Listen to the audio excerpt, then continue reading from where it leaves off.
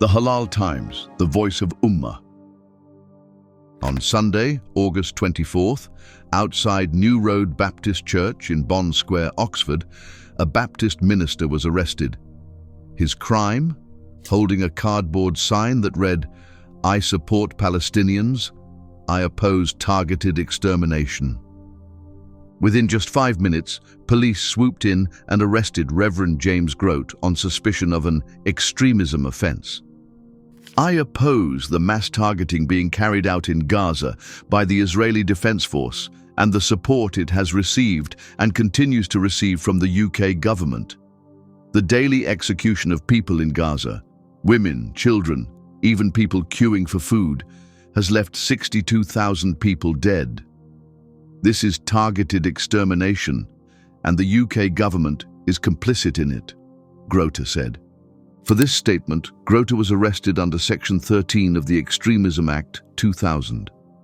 Thames Valley Police claim he was showing support for a proscribed group, a group linked to a symbolic act of protest when activists sprayed UK military jets with orange paint at RAF Brize Norton to highlight Britain's role in arming Israel's war.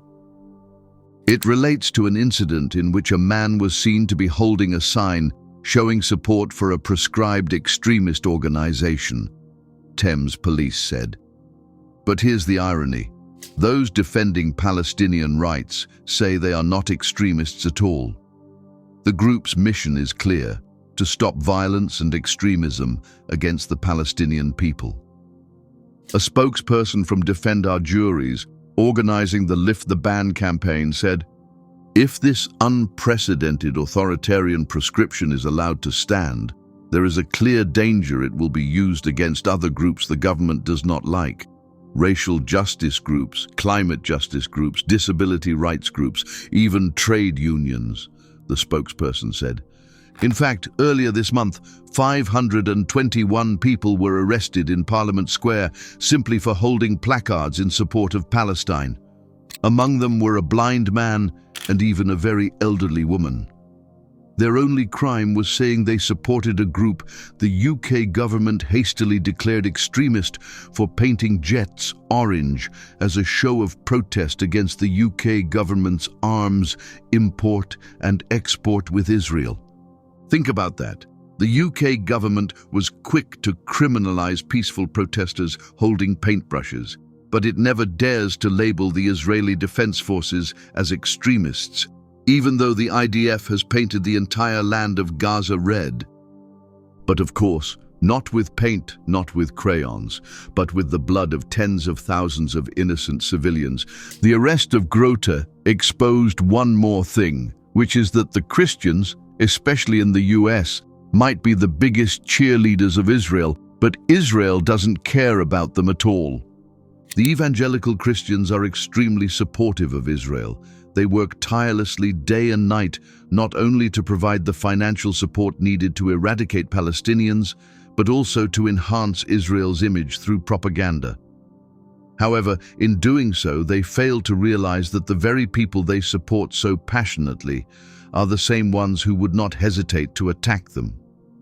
They will even attack the leaders, priests, churches, and ministers of the Christian community when the need arises, and they will never raise a single voice if any notable person of the Christian community gets into any form of trouble. This is the harsh truth that the evangelical Christians are not ready to accept, and this is what got exposed by not only this incident, but countless others, including the targeting of Palestinian Christians and centuries-old Gazan churches.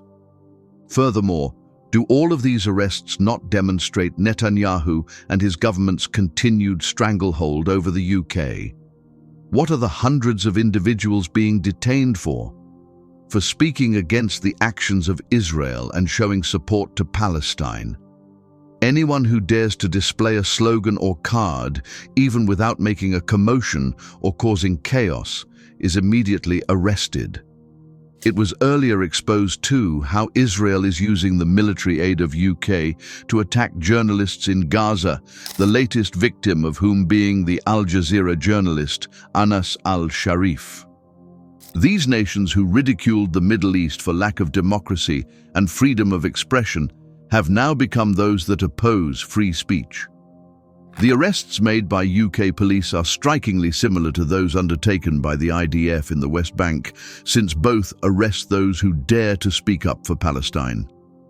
And today, with the arrest of a Baptist minister, it is increasingly clearer that the UK police are simply an extension of the IDF, with the only distinction being their clothes and where they live.